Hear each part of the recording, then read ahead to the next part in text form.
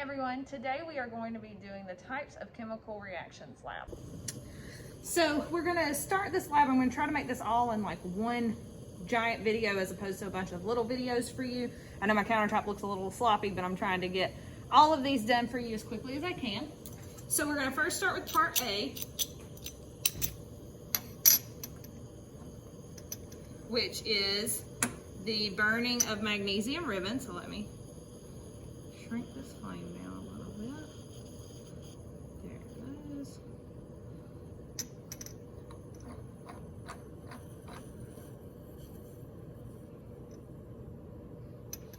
And this is what magnesium ribbon looks like prior to burning. It's just a piece of metal ribbon. Okay. So we are going to see what happens when this burns, and then I'm going to put it on the countertop to let it complete the reaction. Put it in the hottest part of the flame. So as you can see, that is burning magnesium ribbon. I'm going to put that right there. And this is what it looks like after it has reacted. So you need to think about what type of reaction has occurred and record the observations of what it looked like prior to what it looked like after. So then part B, we're going to start looking at our test tubes here. Okay, so I've already got one actually set up for later, but I'm going to take some copper 2 sulfate and I'm going to put it in here.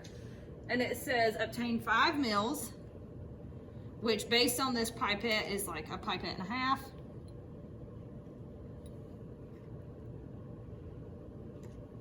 It's got this pretty blue color. So we see that. And we need to obtain 1 gram of iron filings. So I'm going to do that on the scale right here. Okay, so I'm going to zero that out.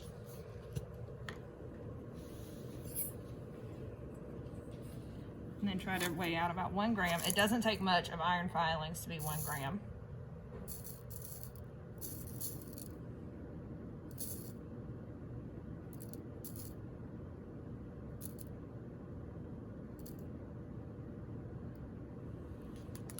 Okay. So I've got 1 gram on the nose. And then it just says for us to add these iron filings to the copper. And I'm actually going to add a little step to this, and I'm going to stopper and invert it once we see kind of what this looks like prior to the reaction really taking into effect. So sorry, just trying to get my camera set up where you can see it. So let's go ahead and get this iron carefully. So this is what it looks like once we have placed it. Oops, sorry. Clear that up. Once we've placed it into the sample, you see it's just iron on the bottom with the blue. So now what I'm going to do is I'm going to take it and I'm going to stopper it and I'm going to flip it a couple times and invert it, and we're going to see what changes start to happen.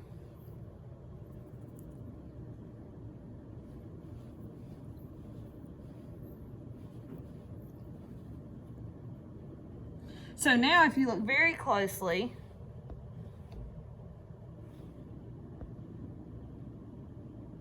maybe,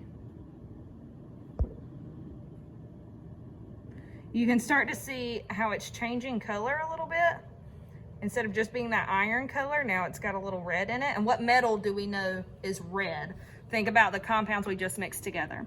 So we just used a single element and a mixture or compound. So think about what type of reaction this is. We're going to come back to this one and look at the filtrate in a little bit.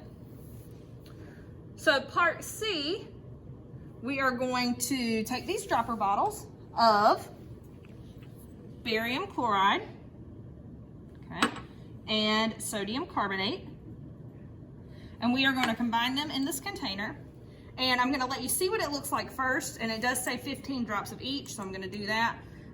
But it also says don't mix the lid, so just make sure you keep them separate. So 1, 2, 3, 4, 5, 6, 7, 8, 9, 10, 11, 12, 13, 14, 15.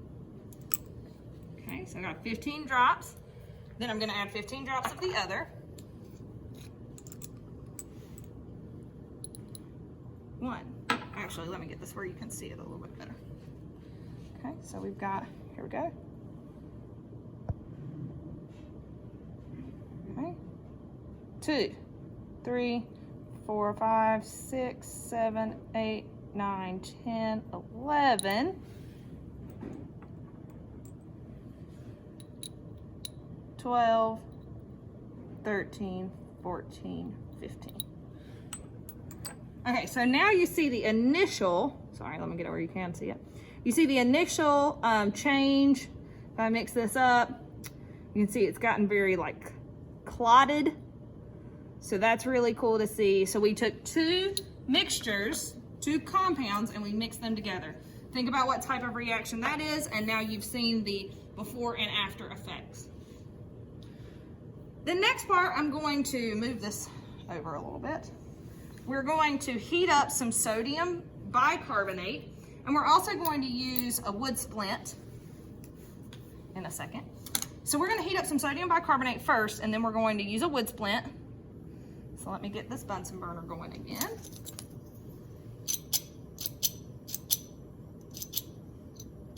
I can do this with one hand.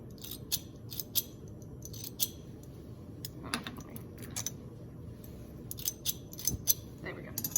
All right, so we always want to make sure to heat at an angle, and that is because we never want something to heat like at our faces. So I'm just going to kind of move this over, and we're going to look for the changes. So you see that it's white powder. You're already starting to see, white powder. You're already starting to see some of the changes that will be occurring. So I'm going to kind of move you to a different angle so you can see everything.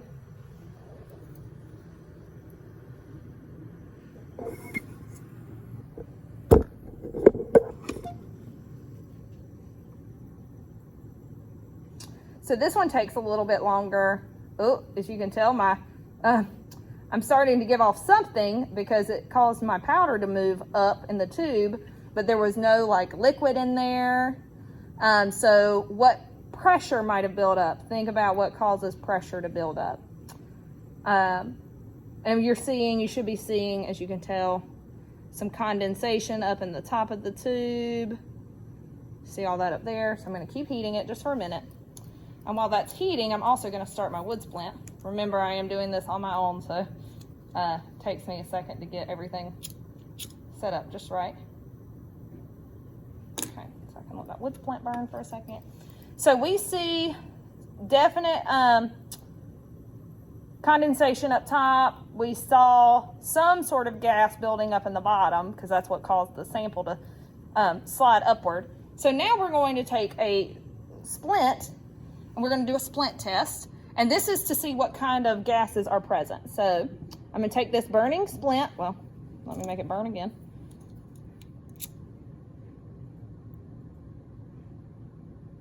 There we go. So I've got this burning splint, as you see here. And I'm going to put it into the mouth of this test tube, and we're going to see what happens. I'm not going to touch the sides where the water is. I'm just going to stick it right in the mouth. So as you can see, I didn't touch the sides, but the flame went out. So I want you to think about what gas must have been present to cause the flame to go out. Think about the gases that we use that are to extinguish flames. So I want you to think about that a little bit. So now we've got part E, and this is another reaction dealing with a metal and a mixture, or a metal and a liquid. So please, a compound, metal and a compound. So please think about the types of reactions that we could see here. I'm going to unplug this Bunsen burner and get it out of the way. So we've got a single element and a compound being mixed together in this next one. So I'm going to put it right here so you can see it. We're going to be looking at this empty one right here. I'm going to first put in some acid, some 6 molar, I know it says like 3 molar, I think, HCl. I don't have any more 3 molar, so I'm going to use 6 molar, which means I only have to use half as much, so that's good. So that's plenty right there, okay, since I'm using a little bit stronger.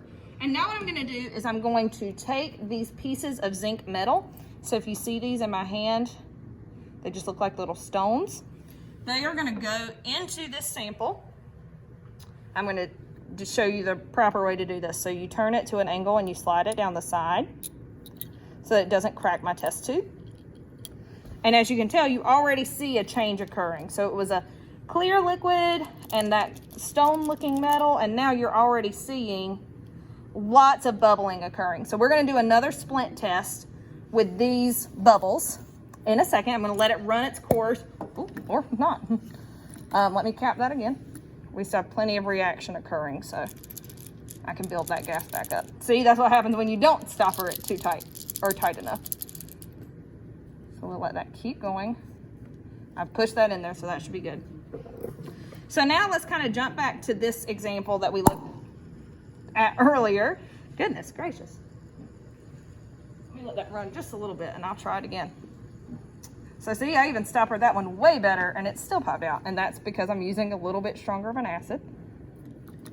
Here, I'm gonna just let this one. And just so you know, if you want to record this as well, you can kind of see the steam, the gas coming off of this. It is pretty warm down here. So I'm just gonna hold this lid in for a minute. But as this is working, we can look back at this example from earlier. You can see the red, the really bright red tint, maybe, if it will focus, in that metal there. And we are going to look at that sample in a minute. Keep hearing this lid trying to pop, you know. So as you can tell, it's building up really good. Ooh, where is the camera? There it is. Building up really good. Still got plenty of gas building up in there. And then when we do this one, I have to work very quickly for the next sample because it just doesn't want to. The gas is very light, so it wants to come out of this container super quick. So we're gonna work really quickly with that. So what we're gonna do is I'm gonna go ahead and have this one set up and running so we can look at the sample a little bit better. This is a basic funnel apparatus here. And what we're gonna do is actually run our sample from that part B through this filter. And we're gonna see if we can look at the metal a little bit better here. So let me kind of push this in. Again, remember guys, I'm doing this by myself, so. We're gonna let that filter out. And we are going to, oh, see, it keeps doing it. But that's because this acid is super strong. And I can keep building gas, so it's not gonna be a problem. So we're gonna let that run, okay?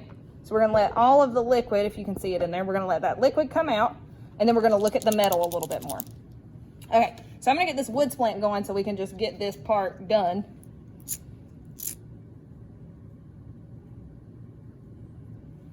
Okay, get you a better angle to see. Okay, so I've got my wood splint going. I have to work very quickly. Okay. So I'm gonna pull this out and we're gonna see if we can have the same reaction as normal. So there you saw that pop, and then as you get further down in there, you're gonna get towards the liquid. So that little pop there, plus all the pops that you saw earlier, should give you a sign that a gas was present and was forming.